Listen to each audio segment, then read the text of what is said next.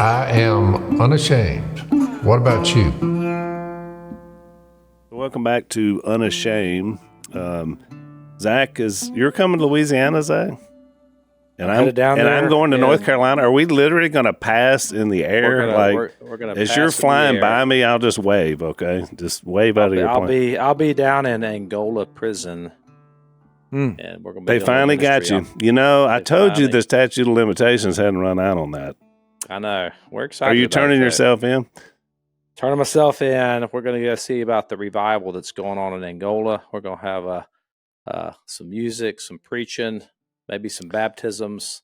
So that's exactly what Dad and I did a few years ago, and it was quite the amazing event. Because, of course, it was funny because it was so exciting, the worship, and Dad's preaching, and he had the classic, wonderful opening line that you read Galatians 3, I think, and you said, just because you're behind bars doesn't mean you can't be set free. It was just because you're under lock and key. There you go. Yep. You can still be set free. Yeah. Well, that rhymes. Had a little bit of a rhyme. All of those guys were there, so they died. They was going to bury them right there. Yeah, about 90% of people in Angola will never leave there, so they're going to be buried on the premises, which is pretty amazing. But they can go out victory. Well, it's funny because Dad was talking to one of the guys that's in charge, like the deputy warden, and he said, I just can't believe. I mean, these people love Jesus. This is amazing. And he said, I thought this was some of the roughest people in the state of Louisiana. He said, oh, they're here, Mr. Phil. They're just not in here. There's still some here that aren't in the raising hands. They're the ones we got locked up but somewhere else, But there is somebody asked me a question because, you hear a lot of prison ministry stories. It's a prison conversion. And I've heard like people criticize prison ministry to say it's easy to get people baptized or whatever, and it's almost like there's no discipleship that goes along with it. But someone asked me about that, and I said, it's interesting at Angola and San Quentin as well, but at Angola particularly, they have, and I've mentioned this on a previous podcast, they have churches that have been planted inside the prison. They have seminaries that are going into the prison. They're New Orleans Theological Seminary training up pastors. So this is a long-term thing that's happening that's been going on for years. And a lot of them, Zach, get transferred to other prisons in the state of Louisiana and then plant churches in those prisons. Oh, it's incredible. I mean, it's so powerful to think about we're going to have Joby on in a second to talk about just the power of grace. I mean, it's like grace is a freight train, that it is even storming the walls of these prisons. And it gets me fired up. I'm excited to see what God does down there. That's awesome. Well, whoever told you that was never been there. I mean, my 2-year stint, the people that remain, because I had the sentencing block, so they would go there because they thought it would help their case. Yep. So I'm already dealing with people who are trying to use this to their advantage. Yep. But the ones that would get out, I would say, meet me, and I'd give the address to the church building. Yep. And not one who got out ever met me, but a lot of them that their sentencing didn't go so well and they stayed, they wound up making a decision. Making a decision. So it was kind of crazy. But I would never say it was easy because, I had one guy who, I wouldn't let him talk because he was obviously, I had the typical argument. I'm like, whatever your philosophy is, you wound up here. Because he was trying to rebut my presentation. And so I took him on and wouldn't let him talk. Well, then he threatened to kill me and my wife and my kids. Yeah. And I was like, guard. But, I was locked up in the cell.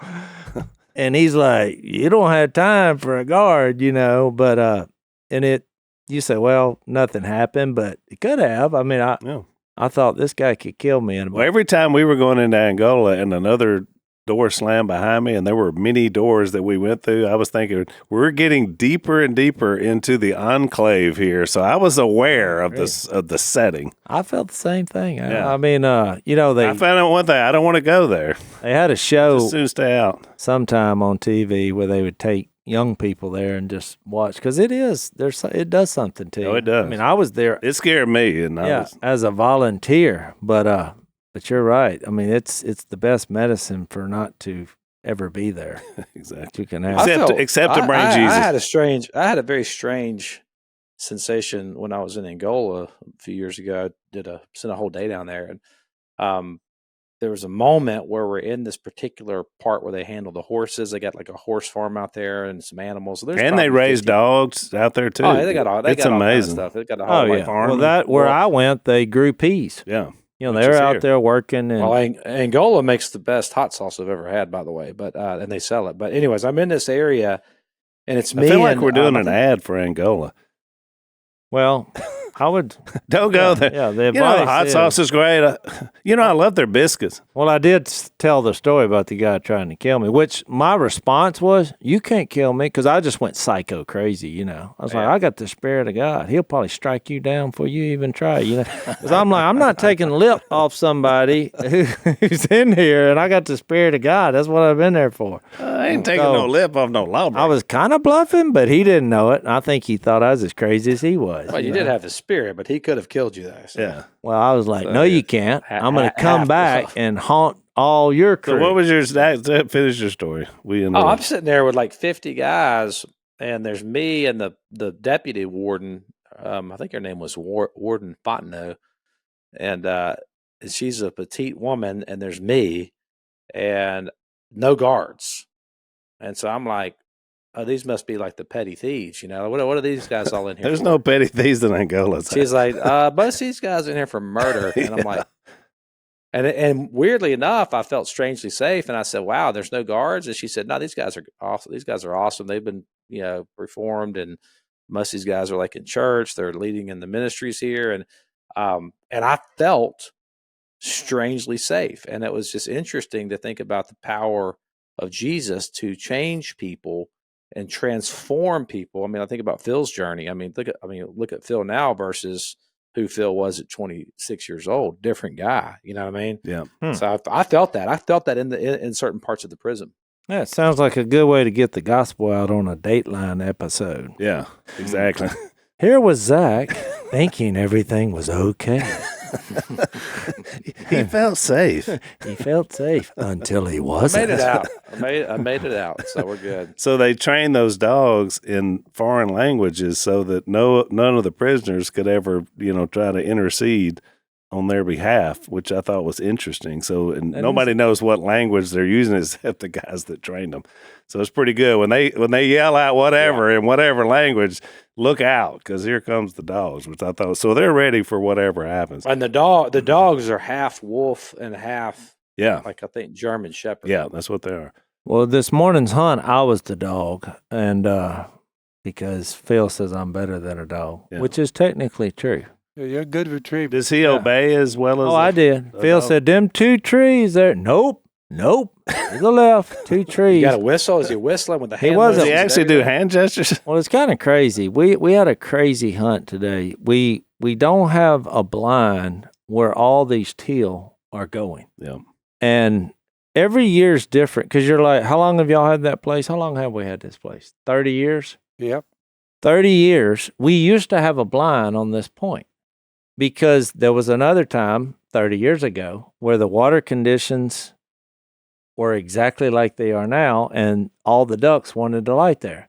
But when we built a blind there, that never happened again, and we literally never shot a duck there.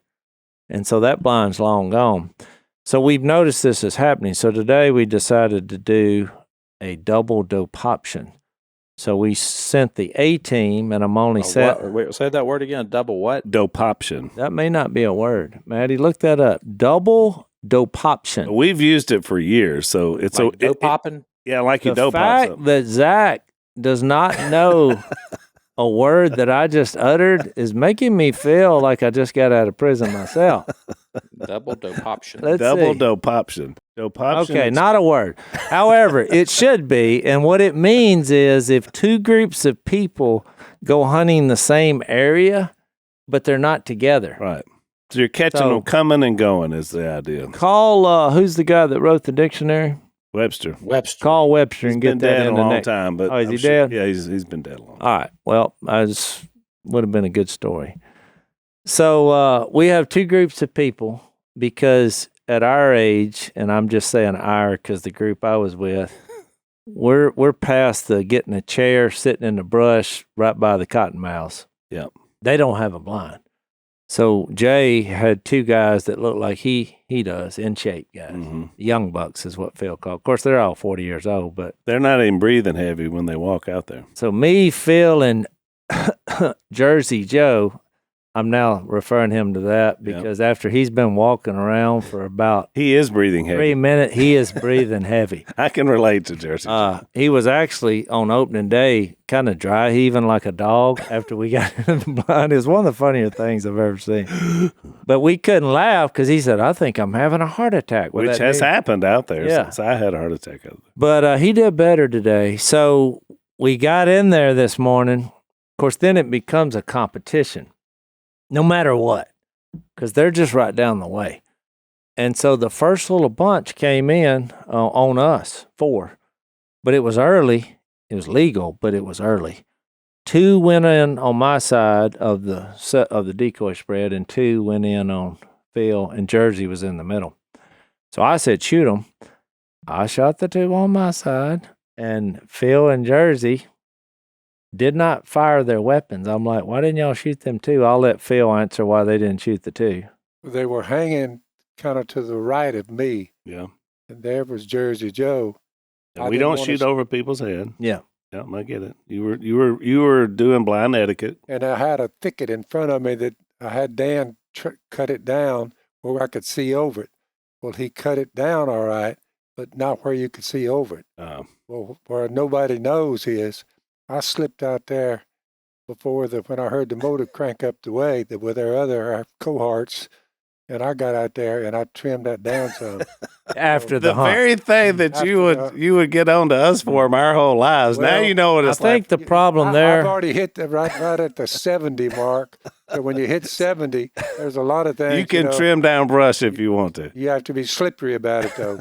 You do, because you told us to never cut the So brush. then we had a single in. We got him. A dove came by. I got him, and that's where that dove fell 100 yards. But that's what I was most proud of because he's better eating. We had a bunch of ducks this morning that came from Mexico. That's what I was going to tell. And I got some footage of them. 30. I'd say 30. Would you say 30? They lit right in our decoys and played around there all Were morning. they speaking Spanish? How'd you No, know they were from Mexico? they're called a Mexican whistling tree duck.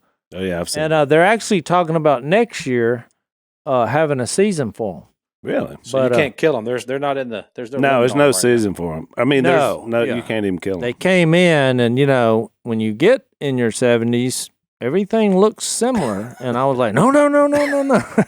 So, and they were whistling, and it was really beautiful. They're not very smart because we were talking soft. We didn't want to scare them off. And finally I said, well, who cares if they get up? We stood up, waved at them, and they just sat there. No, Alex lived in town right by the church building, and she had a pond, and they came in every year. There, about 50 of them. Oh, yeah. And So that was fun. That's the best decoys you can get there, But right? then later on in the morning, They did add when somebody looked up on one of them blocks, and they looked. The phone. yeah. Had the phone, and they called somebody, but they said that they're good to eat, very good to eat. Oh, really? Well, that's good to know. So wrap it up. We They gotta go. recommended them for food stuff. So we got to take a break and welcome our guests. But then the young bucks got 2 bunches in, and they wound up strapping us 6-4. So B team beat A team, or were y'all B team? Are you now? We were A team, but now we're known as the B team because we got strapped. All right. Well, let's take a break, and we got a very special guest. Well, we already told you it was Joby, but we'll bring him on. I've been traveling quite a bit lately, Jason. I've been in different states, and it's interesting because I see political ads that I don't necessarily see here in Louisiana because, they pick states and do ads. And I've noticed that the pro-abortion folks have a lot of ads and going on in a lot of states. And so when I was sitting there listening to them, I was just thinking, man, I can't believe you would base a political campaign over being able to have more abortion.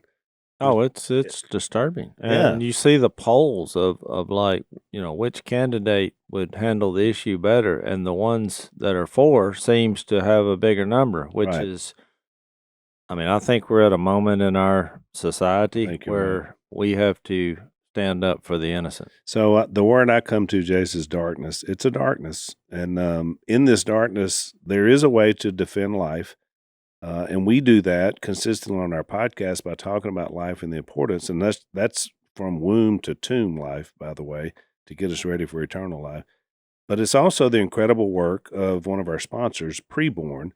They have a network of clinics. And when you support Preborn, you offer life and love to mothers in crisis and at-risk babies, because we want to be concerned with everybody involved in the process. Introducing these mothers to their child through ultrasound doubles a baby's chance at life. And Lisa and I do a lot of pregnancy center fundraisers, and they'll tell you over and over, if they can ever see that ultrasound, they're usually going to choose life. Each life-saving ultrasound costs just $28, but Preborn can't do this without us, the pro-life community. Please give your best gift today and sponsor as many ultrasounds as you can. All gifts are tax-deductible.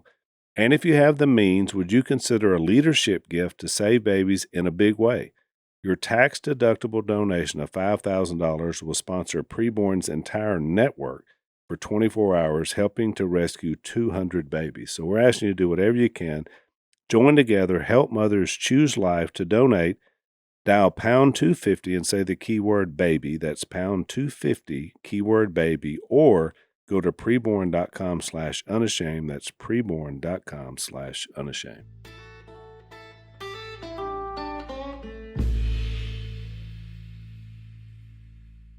It was interesting, though. The guy was talking about big words, and now you're dropping in the dope. What was your word? Dopoption. Yeah. Dopopation. What was it again? No, Yeah. You can't even say it, and you're the wizard of vocabulary. Dopoption. Dopoption. Zach, look, Dopoption. double dopoption. You know who came up with the word, though? I had to give credit. I don't know if he listens that? to the podcast. W.E. Phillips was the first person that came up with the dopoption, because they have a setup where they have two blinds, Joey, where so they fly by you here, but they won't leave. They just turn around and come back. So as they come back by, he says, we got the double dopoption. Well, the key is From the y'all root know word what you're talking dopop. about. Well, it's from the root word dopop. I don't know if that's a word either. Yeah, but the key to communication is, do the people know what you're saying? That's So it. whether it's a word or not is irrelevant. When you go into the duck blind, group A and B know exactly what you're talking about. That is the key to communication. And this is coming from a pastor that communicates all the time. So well done. Where have you been all my life? you should be here. I'm feeling better about this already. So Joby, welcome to Unashamed. This is Joby Martin. For those of you that don't know Joby, he's the founding pastor of 1122 Church, which is in Jacksonville, Florida. And I noticed, because I read your book, which I can't wait to talk about it, you're from South Carolina. Right. You live and work in Florida, but you pull for the Bulldogs in Georgia. Go Dogs. So how did that all come to be? How does that happen? Well, I'm a Because Christian. you're basically covering the whole southeast corner there. Yeah, my Bible's written in red and black, and so I wanted to be for the Lord's team. Yeah, we What about that, Zach? Well, you're in Gator country. I grew up around Jacksonville, but Okay. I used to live in McClenny, Baker County. Oh, let's go. We have Back one in of our the day. campuses there in Baker Correctional. Okay. Yeah. We're just talking about prison Jay, ministry. Yeah, so- Florida. That's a swimming basketball school. Yeah, isn't does it? Florida still play football? It is right now. Zach, I can't talk trash, Hey, man. let I me have give you nothing an to say. advice. Pick another year. to Yeah, no defend doubt. Florida. Now they're real smart. wait. They're just not good at sports. But you got to be real smart to get in there. I thought Tebow went to your church. He Is does. that true? He is. Okay. He's That the was my mighty. next question I was going to ask you, because we all know Timmy and his wife, and they've been here a few times, and they usually stay with Jace. They do. And I was Because when I think of two people who are just alike as Jace and Tim Tebow, Yeah, and I mean, Demi. Miss Universe. they're like and Jace. twins. It's like twins when I see them. We have an odd friendship. I told you, nothing in common except Jesus. But I learned with my wife, that's really enough.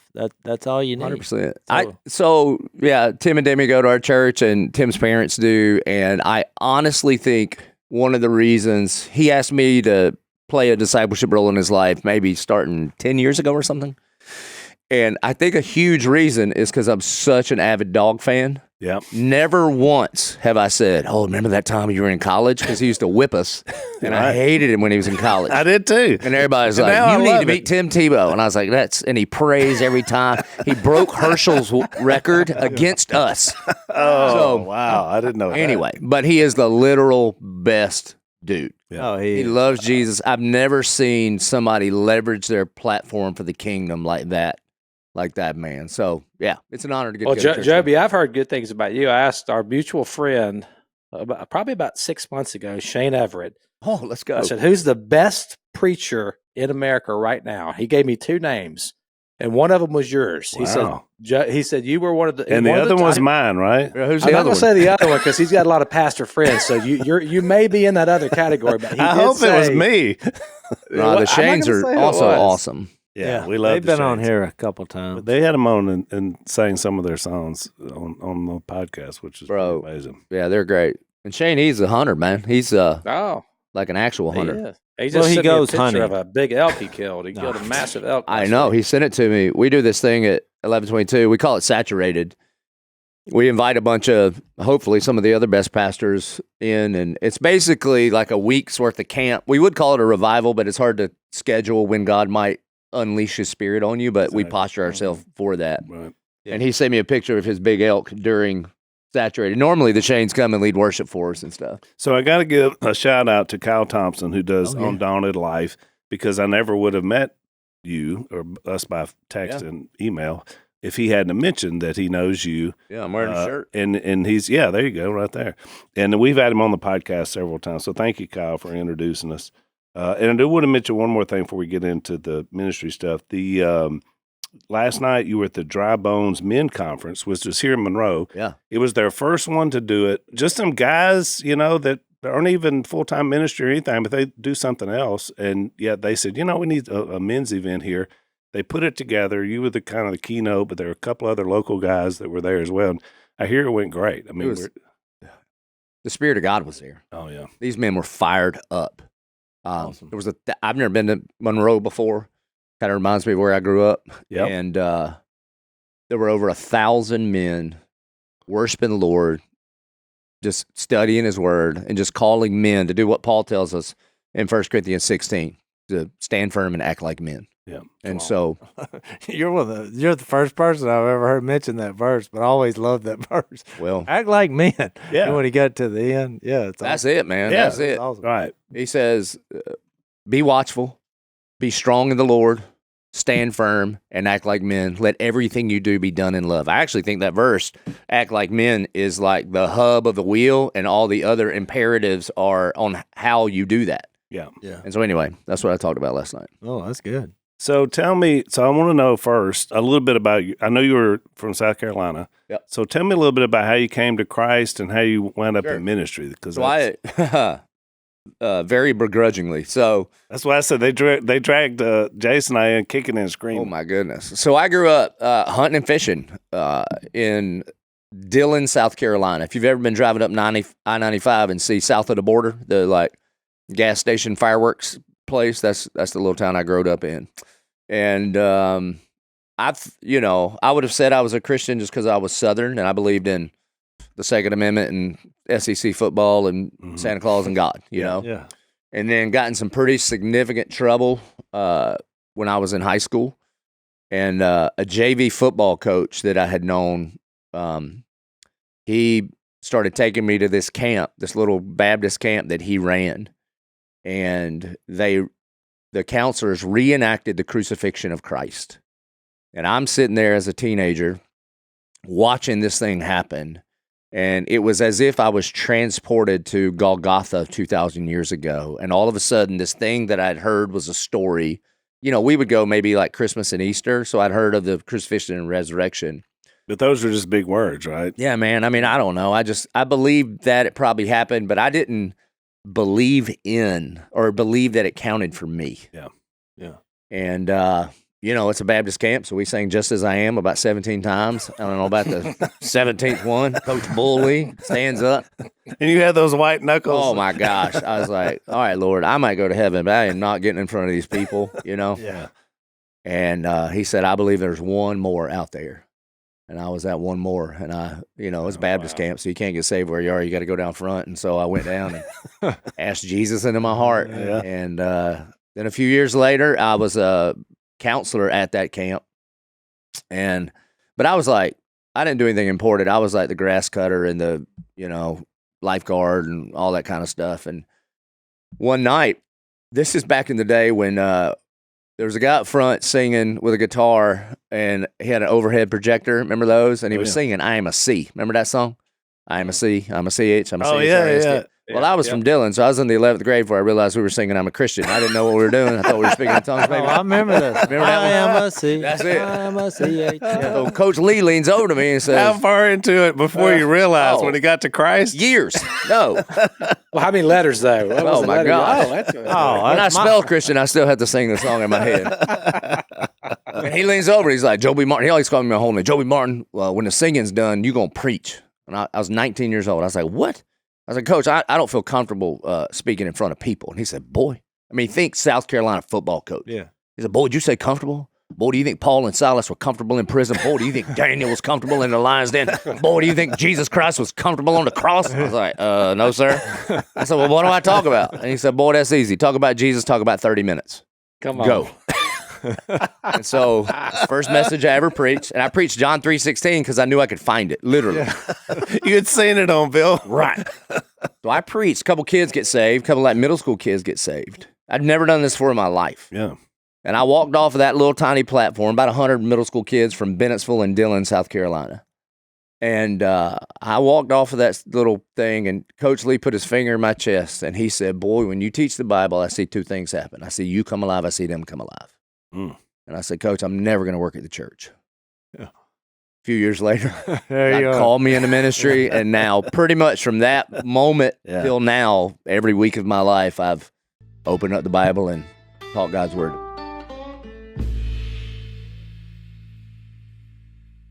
That's so powerful because you think about everybody wants to go into full-time ministry to think to do the work of the kingdom, but you had a football coach spoke prophetically into your life and put that calling on, and put that in your seed in your heart that God called you to later. That's powerful. Yeah, I don't believe there's a sacred secular divide when it comes to vocational ministry. I actually think when I went into the ministry, I'm not really in it. According to Ephesians chapter 4, my job is to equip the saints for the work of the ministry. That's right. That's it. So the duck hunters and the duck callers of the world are really the front. I mean, I got to work hard to get around a bunch of non-believers. Part of the reason I coached my kids' teams forever was to just, so that I could share the gospel with folks. And so, yeah,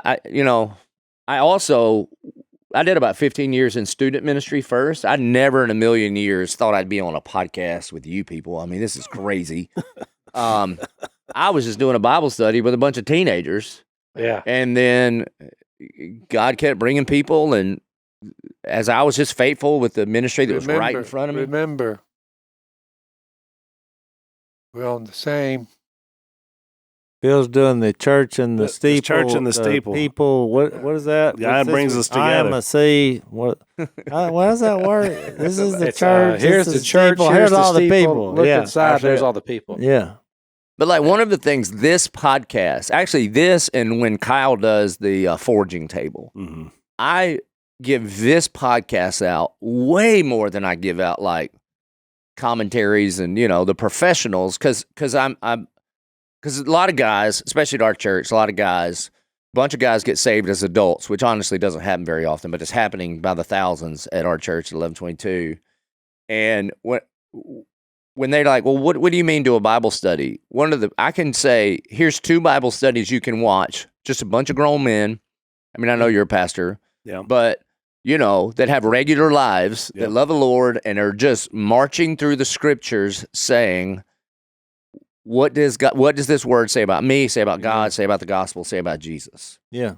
Trying to take out as much church speak as possible. Yeah. And just let the Bible deal with us, and who we are. I appreciate that. Yeah, because it's real. And your story is eerily similar to mine. Because, my biggest fear was public speaking. I was just real shy. And so I think God uses our weaknesses, for his strength. Because I always, even today when I get up, I think, what do I have to say? Yeah, I'm a nobody. I'm a duck call belter. I am a duck call belter. it's never been connected to like it's a ministry that somehow. I mean, it's just what we believe, and I believe it to be true. And I'm like, there's a way to duck hunt forever. This is probably it, based on what I've heard. So, I think maybe the authenticity wins out, in our ministry. But sometimes you actually have an advantage over me because they expect. I mean, I'm the paid professional pastor guy. Of course, I'm going to say these things. But when the guy that is just living his life but loves Jesus with all his heart, soul, mind, and strength, sometimes your voice can be louder. Maybe so. And I think those are the people that show up, and the expectations are so low because they're like, just think people have seen us, especially me and Phil, on our little duck show that we had. Well, then we're going toward the stage. Well, look, everybody's thinking, well, I bet this is fixed to be profound. Because they have, if that's all you knew, because it was pretty silly side of us only, because they would edit out anything serious. But I think that's a good platform to hear Jesus. It's the same thing with Godwin, because I do some events sometimes with John Godwin. And so from the show, John just drops in random words because it's funny. Yeah. And he realized that was his role on the show. So when he's walking up the stage, I'm seeing everybody looking at each other and says, is he going to speak the whole time? And it'd be like they're thinking you when you were 19. And he gets up there and he tells the story about how when Jesus got a hold of him, how much it changed his life. And he just lays it out so beautifully. And I can tell the audience is shocked, that he can even have 3 sentences. So I think it's interesting the way God builds platforms. I mean, when I go out and speak, I talk about our family. Of course, now we have a movie about our early life. So you saw out of the pain and difficulty, then we wound up in a great church community setting and learned a lot from people about how to minister and love people and serve them. And then God built this thing that we could have never imagined, like you're describing, that we would somehow be on national television and then be able to go and speak, and instantly people would know who you were and want to listen to what you have to say. So, I mean, only God could do something like that. And families like my family were tuned in every single week. I mean, first of all, when it first came out, my kids were much smaller. It was one of the very few things we could watch as a family. And that's the truth. Yeah. And then what's funny, where I'm from, I mean, I live in Jacksonville, Florida. I hunt and fish all the time, hunt a lot. And the fact that you're believers and I'm a believer, everybody just assumes on my end that we all know each other, as if there's this, like every hunting Christian, there's like a camp that we all meet up at every year. It's a big rally. Share beard oil or something. You know what I mean? Like, what are we doing here? One of the lines I've been using, I'll get up and there'll be people who drive down there because they saw the podcast. So we got a little room before the regular church starts over here. But I usually ask them, I say, what year is it? They'll say, well, 2024. I said, 2024, something major happened 2024 years ago because all of you are saying that's the year, one after the other. I said, if you're counting time by somebody, you might and for the people who say he doesn't exist, when you're counting time by him by the thousands, worldwide. I said, give me a break.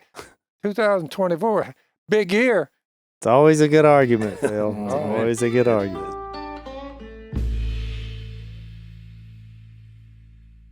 All right, so I want to talk about your book. Here's what's interesting. So Joby's not on here because he wrote a book, because that just happened to be the timing you were in town. But you wrote one, and you sent me one. And so I've read a lot of books in prep for podcasts, because a lot of people do come on to promote their book or movie or whatever, in which we love. So I read this book, mostly in the air, because we just did 3 events in a row, Lisa and I did. And so I read it in about 2.5 days, and it is outstanding. I can't recommend a book any higher. Run Over by the Grace Train. And there were a couple of stories. First of all, let me just tell you, when I was reading it, I was like, this guy is us. So, by the way, we're like, you talk about think the same, all of the scriptures. Listen to this, Jason. I want you and Zach to listen to these scriptures. I took copious notes. So, Ephesians 2, Romans 3, John 8, Luke 15, Psalm 51, combined with 2 Samuel 11, John 4, Matthew 18, John 21. I mean, are those not our go-to passages? I mean, we're so simpatico the way we think in terms of just seeing grace throughout all the scriptures. I think that's what struck me first about the book. So It was really, really well done. I appreciate it. I think I wish I was smart And I enough. notice you're preaching it now as a series, Yeah. and I was thinking, yes, that's what I would do. If I spent that much time working, let's get that out every chapter as a sermon. Yeah, our church is incredible, and our elders are incredible. And so when I am able to release a book, our whole church just focuses on that content for 7 or 8 or 9 weeks, however long it is. And so I wish I was smart enough that a year ago I was so strategic that I thought, you know what we need next year is grace. Yeah. But then even as it was coming out, I thought, man, our society, our country needs grace. It's one of the most misunderstood concepts in the church. Some people think grace is like license to sin, which is the furthest thing from the truth. Or the other extreme is some people think that grace isn't offered to them because they're too far gone. And there is more grace in Jesus than sin in you. Yeah, and you kept saying that throughout the book. Well, the whole point of the book is this is like the anti-cheap grace book. So the freight train idea is if you were to show up late to church and I was like, hey, man, where you been? And you said, well, I just got hit by a freight train. I would look at you and think, Jace, I don't think you did. Because your hat's still on your head. You got both your eyeballs. You're not bleeding. You have all of your limbs, right? Yeah. It looks like you're just late. And yet so many people claim that they've encountered the grace of Jesus, and it is exponentially greater than any powerful freight train you could run into. Yeah. Yeah. And so the first 2 chapters, Ephesians 2 and Romans 3, are just to establish what grace is. Then basically all of the other chapters are people that encountered Jesus in the Gospels and how their lives was changed forever and ever and ever. So I want you to tell a story because, there were certain things I knew we've only got a short amount of time to talk about the book, and I want people to get it and read it. But you tell a story, and it's in Grace Saves, so it's early in the book, about Samson and Sadie. And I thought it was one of the best illustrations about exactly what this thing is all about. And then the way the story worked out, and especially in light, I hope you remember. Yeah. Okay, good. So because of Jace's legal issues that we talked about on the last podcast, when I was reading this, we were done with that. I opened that can of worms. Just referencing it. I experienced the grace of the state of Louisiana. He did. I'm a free man. Well, he's got a story, Jace, that's a lot like this one about Samson and Sadie. So tell the story. And so we lived in Athens before we came to Florida. That's why we're such avid Bulldog fans. And I wanted English Bulldogs, but couldn't afford them because I was on a youth pastor's budget. So we got boxers because they're kind of like the much cheaper version. They kind of got the look, but whatever. So we got Samson at first. He was great till Sadie came along, and then he was terrible. And so we got to the point where we had to keep them in the backyard all the time. We had kids, and you know how it goes. Like your dogs are precious and all that until you have kids, and then they had to go to the backyard. Well, we built in this fence because the fence was because we love our dogs. They always wanted to get out, but it was provision and protection because we love them. Well, one day, the dogs get out. This girl's watching my kids. She calls, says, I hadn't seen the dogs all morning. I get home. The gate's open. I know what happened. Sadie went first. Samson was probably like, Sadie, don't do it. The master built this fence for our provision and protection. Yeah. They take off running, and every time we disobey the authority above us, every time we step out on God's provision and protection, it can only lead to one of 2 things. I know it feels like fun at first, but it can only lead to death or bondage. Yeah. And so I'm doing what every dog owner in the neighborhood's doing. I'm riding around with cheese hanging out the window. So Sadie, Samson, and your neighbor's like, hey, did you lose your dogs? So like, nah, Grampy and Nana got out, but they love to gun down some cheese. So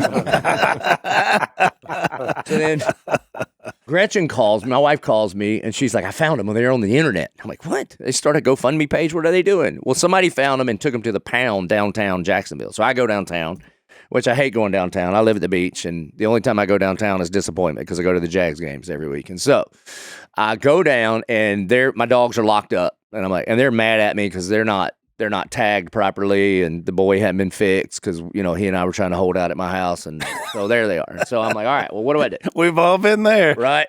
I just didn't have it in my heart, and so they're like, well, it's $290 per dog to get them back. Oh wow! And I thought, I didn't know boxers accrued value over time because I think I spent $50 a puppy on these things. What? So sure enough, I walked down the little jail cells that they have, and they're my dogs, right? Sadie didn't even know. She just was like, hey, where have you been? And Samson sat down, looked very sad, and he's like, My bad, dog. Yeah. So I look at the girl and I'm like, well, It what? was the woman. Right? Yeah, this woman you gave me. That's right. And so I asked the girl, I was like, well, what if I don't have almost $600? Like, what do I do? And she's like, well, you relinquish ownership over to us. Now, here's the truth. My dogs had incurred a debt that they can't pay. Yeah. And if I would have said, all right, kids, I'm going to get you out this time, but you owe me $600. What are they going to do? Race a Greyhound or save Timmy from a well or deliver a paper? Like, they can't. And even if they would have promised, if you'll just get us out this time, we promise, boss, from today on, we'll be perfect. It still doesn't pay for the debt that they had incurred. So I go back to the desk, and I'm trying to figure out what to do. And I look over my shoulder, and there's this big poster right in the middle of the pound, and it says, adopt a dog today for $30. And I was like, ma'am, This is brilliant. I would like to relinquish ownership to my dog. And she treated me like I was Hitler himself. So I filled out this paper. She notarizes it, gives it to me. I take about 3 steps. I turn around. I come back and go, I'd like to adopt 2 dogs. Those two. And she goes, you can't adopt your own dogs. I go, well, that's cute. I've got a notarized piece of paper from the city of Jacksonville that I don't own any dogs. You got 2. I'll take 2. I'd found a loophole. Yeah. I give them $60 and fill out an official application and legally adopt Sadie and Samson back into the Martin family. Well, there's the grace of God right And that's there. the gospel. And that's Yeah. it. That's the gospel. That you and I. And tell about the white 3 days. Tell that. Oh, and this is great. And I was like, so can I take them home? They're like, nope, we got to keep them for 3 days. Oh, wow. Bathe them, clean them, put this little low jack system in case you ever lose them again. We can find them. And so, of all things, 3 days later, I show up and they're spick and span clean, toenails cut. 3 They days. had like dental work done. It was unbelievable. Yeah. And what an illustration of grace. And I loved it because you said it's something we don't deserve, can't pay back, That's right. and yet it cleanses us and puts us in a relationship. I mean, it was just, I thought it was really. And you planted the seed to the person in charge about the death, burial, and resurrection of Jesus. Amen. Amen. And you got the $60. Hey, Joby's the guy you need on your team, Jace. That Okay, other if you had party had Joby had- in Man, there, him you probably was would've got- warming up, you know. I mean, I had to say, if somebody would have came in and somebody said, you've been hit by a train, that's why I was late. We have a guy in our family who does things like that. His name is Uncle Si. Okay. It's train-like stories. I think we can all agree on that. I haven't yet met him, but I can concur based on the evidence that I've seen. Lower your expectations.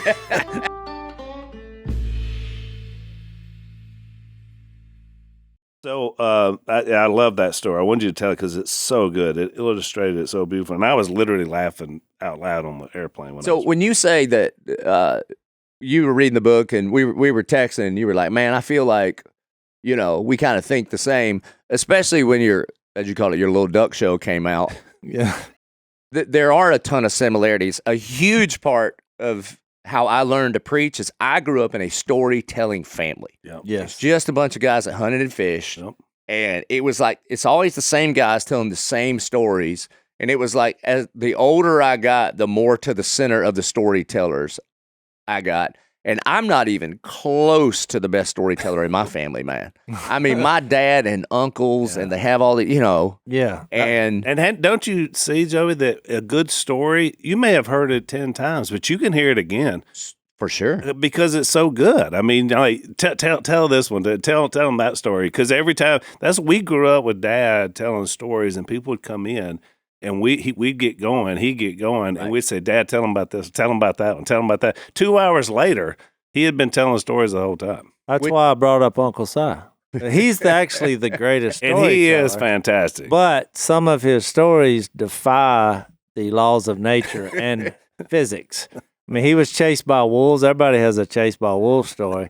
But his rubber, got that. Not really. Well, the boy cried wolf, whatever.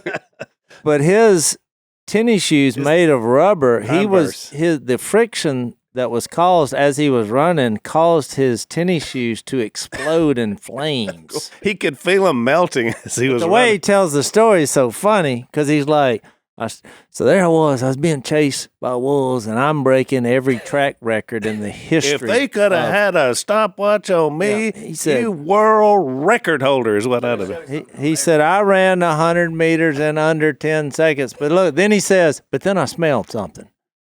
And I thought, is that a tire? Somebody burning some tires? And then I realized that my tenny loafers had burst into flames, Jack.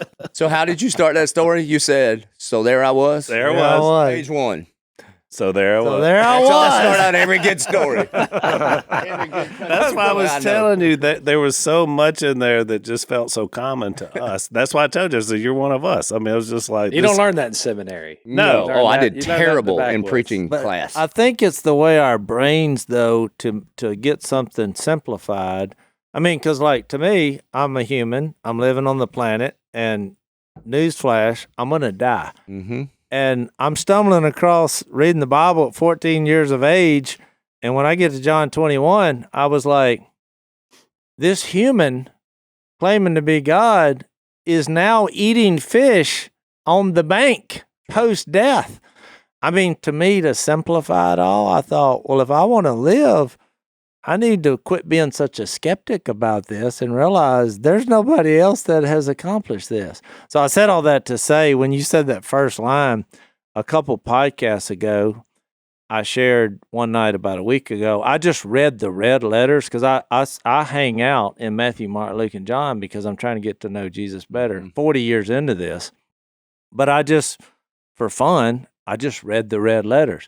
And I was so shocked that his first line that's recorded from John is a question. It's, what do you want? And I don't know, that question hit me like a ton of bricks. And I thought, in that, as a human, you've got to ask yourself, what do I want? They were following Jesus. He turned around and said, what do you want? But it's a very profound question if you were the Son of God to ask fellow humans, what do you want? And we all have something. And it's not Jesus before we meet Jesus. And I thought once we encounter him, it changes us. This is why we tell stories, though, and it's filled with those little questions of life that make you reflect. You know, what am I doing here? Well, look at how Jesus taught. The Bible says he never taught without stories or parables. That's exactly. Right. And they weren't big, fancy, like synagogue type things. It was just fishing and farming and these kind of stories that. And a part of the reason he would do that is so he would teach a parable about scattering seed. Yeah. And so then 2 days later, nobody can take home their copy of the New Testament. It's happening real time. And the next time that guy's out there scattering seed, he's like, wait a minute. It's teaching and reteaching him again. So part of the reason I'll do dog stories and that kind of thing is because when people go home and they see their dogs, it reminds them once again of the story I told. And so that they're rehearing the gospel over and over and over and over. Oh, exactly. Well, and in the book, you told a lot of stories. One of the things that I appreciated, Joey, that you were super transparent when you were in a chapter that's something you're not good at. Anger. And like anger, which, by the way, on the anger chapter, I want to mention this, Jace. He quoted Tim Keller. So obviously, and you said, God rest in peace or something like that. Yeah. So obviously, you were a fan. Jace loves Keller. And this was from his book, The Healing of Anger. It said, "It is in its uncorrupted nature, anger is actually love." Yeah. Yeah, that's good. Which was pretty good, the points you made there. But you were so transparent about the idea that that's something you struggle with. And yet at the same time, as we talked about on the podcast, because we just dealt with anger in Ephesians, God's the one who's the most angry in the Bible. I mean, sure. Most of the anger passed through him. So it tells you laid it out beautifully how that leads you into sinful situations. But we should be angry about some things, both in our own life and what's going on around. Ephesians doesn't say no anger. It That's says right. be slow to anger. That's right. It's what you're angry about also.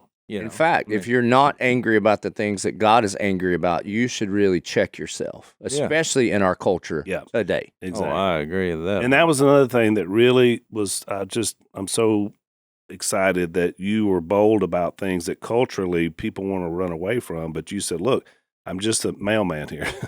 I'm laying out what God says, and that's what I have to do. And sometimes in large churches, especially in places, in certain cities and certain states, they tend to want to back off the message because, it doesn't fit into the cultural day. Yeah, a couple things. One, you guys studied Hebrews. I mean, Hebrews makes it clear that one day I will stand before the Lord and give an account for what he has put under my purview in regards to being the lead pastor of the Church of 1122. And one thing I just refuse to do is for him to look at me and say, so why didn't you teach this part? Yeah, right. And so I'm just going to teach it as is, hopefully full of grace and truth.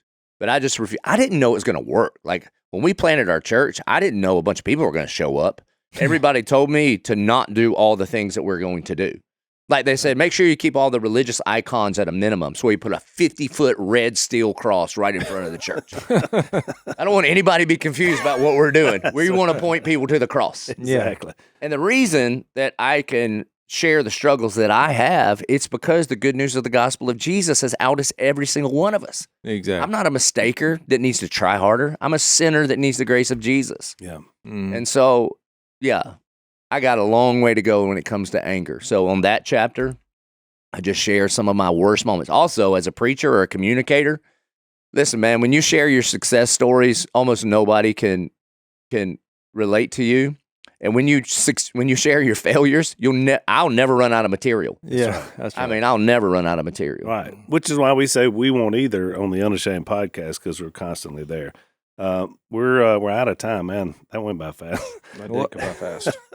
I have a feeling this is not the last time we'll have Joby on the podcast. JobyMartin.com, because I went there to kind of see a little bit about what you're doing and things you're doing both there in Florida, but also around the country. So if you want to check him out, do that. But man, Joby, thanks for being on. You teal hunted this morning. I did. My first time ever duck hunting. How about that? And y'all got them. And We you got limited out. full limits. And then in the true spirit of what we share in common, I said, where'd you go? And you went, Louisiana. Yeah. I bet. I don't you know what? That's a good duck hunter, because a duck hunter would never tell you where they went. Never. I knew he got them when he said the state of Louisiana. You find out, and then you let me know. That's it. Well, thank you, Joby. And, My pleasure. Hey, honestly, I know you're just being obedient to what Jesus has told you to do, which is the best advice in the whole Bible, by the way. John 2:5, Mary looks at the servants at the wedding in Cana and says, do whatever he tells you to do. I love it. Well, I know, Mr. Phil, years ago you said yes, and then you said there's 100 more yeses to follow that, and there's a bunch of us around the country, at least in my little neck of the woods, and we are blessed because you guys said yes to what Jesus told you to do. Awesome. Thank you. Thank you, brother. Amen. Thanks for listening to the Unashamed podcast. Help us out by rating us on iTunes. And don't miss an episode by subscribing on YouTube, and be sure to click that little bell to get notified about new episodes. And for even more content that you won't get anywhere else, subscribe to Blaze TV at blazetv.com/unashamed.